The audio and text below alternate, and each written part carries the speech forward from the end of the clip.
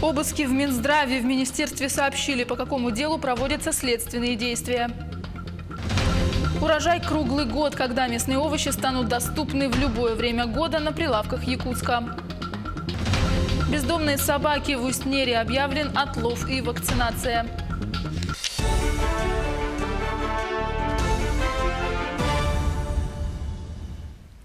В эфире новости, в студии Юлия Великодная. В Министерстве здравоохранения сообщили, по какому делу проходят обыски. Следственные действия проводятся в рамках расследования деятельности компании «Медфуд». Сотрудниками правоохранительных органов изъяты документы и цифровые носители министерства, которые могут иметь значение для уголовного дела. «Медфуд» занимается организацией питания для пациентов медицинских учреждений республики более 10 лет. 4G появится еще в 120 населенных пунктах республики. Об этом стало известно по итогам встречи Министерства инноваций с вице-президентом компании «Вымпел Коммуникации» Мартином Шкопом. Сейчас 98% населения республики пользуются услугами сотовой связи компании «Билайн». На 2019 и 2020 годы предусмотрена модернизация 200 базовых станций сотовой связи до стандарта 4G. Их техническое обслуживание на территории республики осуществляет телекомпания Huawei. Оборудование уже завезено в Якутию. Уже в марте построили 50 базовых станций, новое оборудование запустили.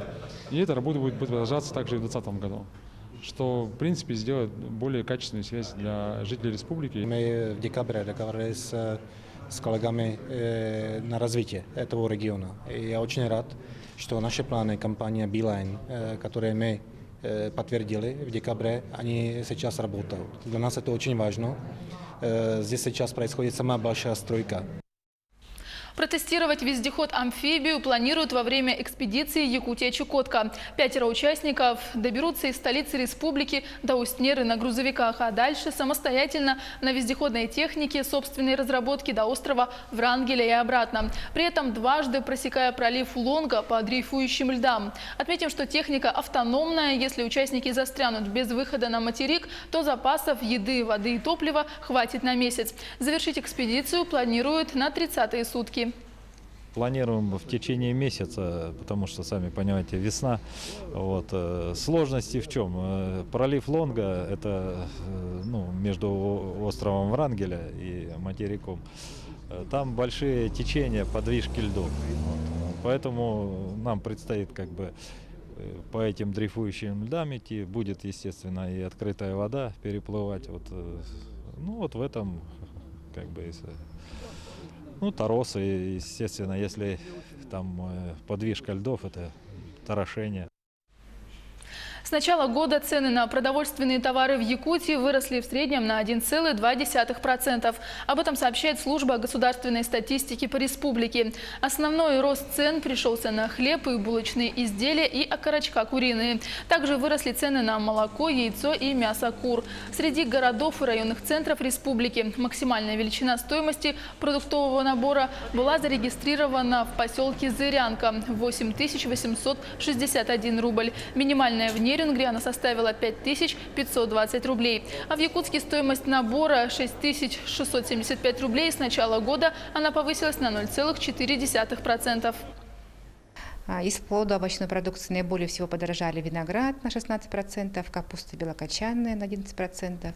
Но также мы отметили и снижение цен на отдельные виды продуктов питания. Это на картофель, на помидоры на 2-3%, на яблоки и апельсины от 1 до 4%. Кроме того, зарегистрировано снижение цен на рыбопродукты. Так, замороженная неразделанная рыба у нас цены снизились на 5%. Также снижение отмечено и на некоторые виды наблюдаемых крупяных изделий. Горох, фасоль стали дешевле на 2%. Свежими овощами круглый год жителей столицы региона будет обеспечивать сырдахская теплица «Саюри». Для этого применят уникальные технологии. С подробностями Дмитрий Аргунов.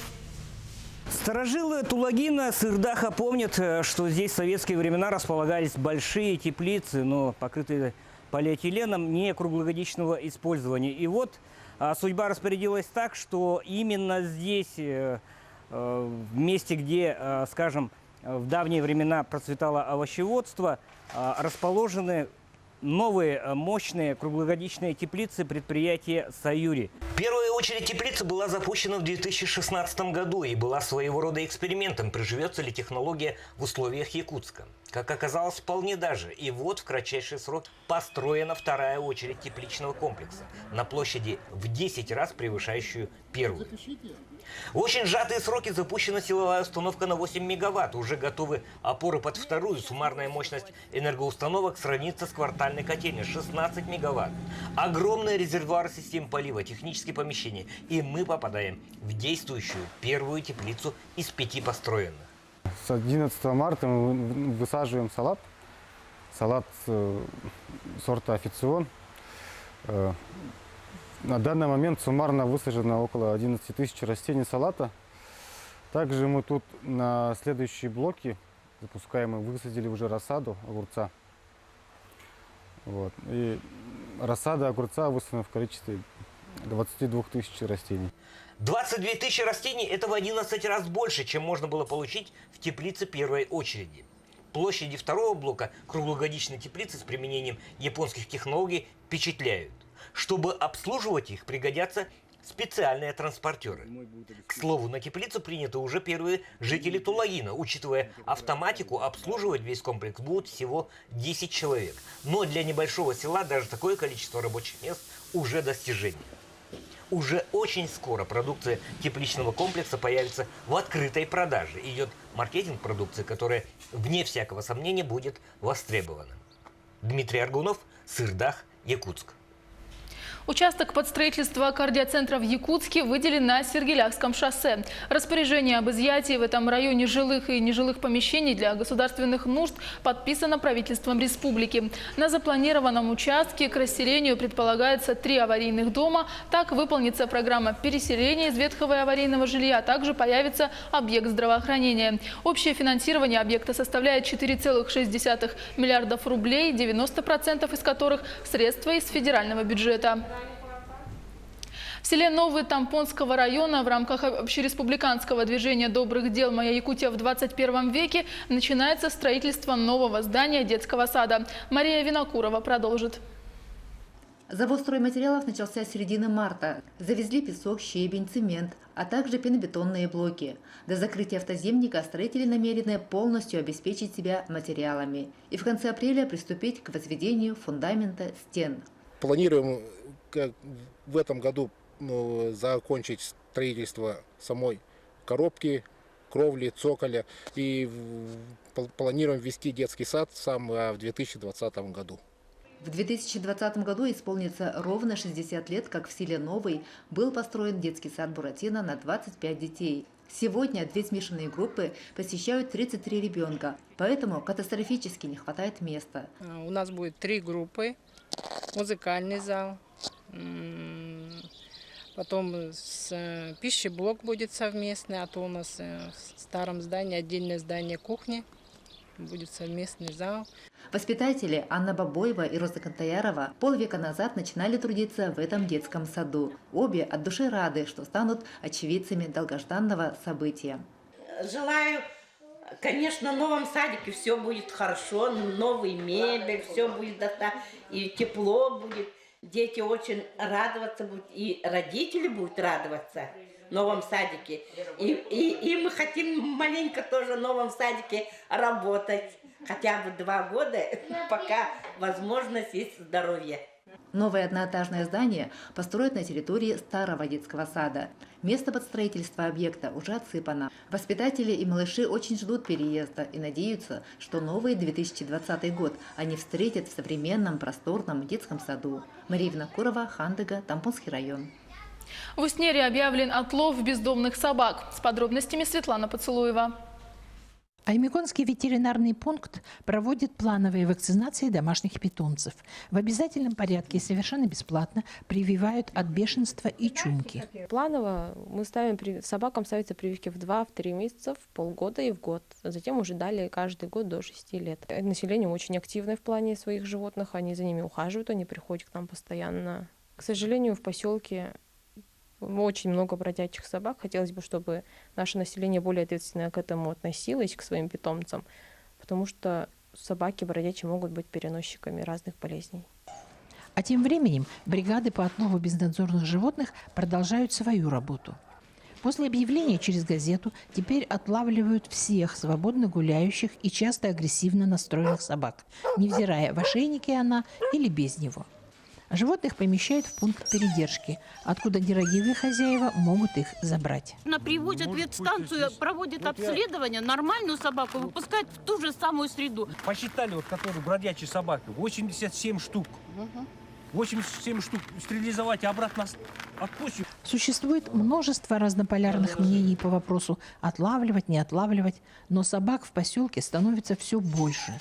И все громче жалобы родителей, напуганных собаками детей. В последнее время вообще стало сейчас страшно ходить по улице, детей отпускать, потому что они сейчас ходят стаями, кидаются на детей, на людей. У меня ребенок, его кусали вот возле Татьяны, где там стая собак бегает напротив в частном доме, его там покусали. На днях то, что вот при мне на девочку кинулось 2 собаки. Одна с ошейником черная, возле Татьяны также магазина, и вот вчера на мальчика тоже. Пришлось отгонять. Сама я собак боюсь, но деваться некуда, пришлось отгонять сумками и провожать, чтобы они дорогу перешли, дети хотя бы. Администрация поселка твердо намерена навести порядок и контролировать численность безнадзорных животных. Светлана Поцелуева, Павел Комин, Уснера. Сегодня на нашем телеканале смотрите передачу «Якутия вперед» с главой Якутии Айсеном Николаевым. Будут затронуты ключевые события марта, несанкционированный митинг на Комсомольской площади, итоги визита полпреда президента России Юрия Трутнева, развитие рынка газомоторного топлива. Также обсудят ситуацию с национальным перевозчиком авиакомпании «Якутия», «Умный город» и другие проекты цифровизации. Итоги проведения Кубка мира по вольной борьбе в Якутске и шансы республики на проведение чемпионата мира. Интервью с главой Якутии смотрите сегодня вечером в 21:30. Мы уже имеем десятки случаев выявления нелегальных мигрантов на территории города Якутска. Ряд этих лиц будут депортированы после оформления соответствующих уже документов. Проверены также вот эти всякие нелегально действующие предприятия. Вы сами, наверное, тоже читали, что обнаружены даже вот жилые помещения, где проживают нелегальные мигранты. Я считаю, что это очень правильно. На самом деле правоохранительным органам давно была пора вот как раз нелегальным таким бизнесом, нелегальными мигрантами уже заняться. Оставайтесь с нами и будьте в курсе главных событий. Еще больше новостей на нашем сайте yak24.ru. Оставайтесь с нами.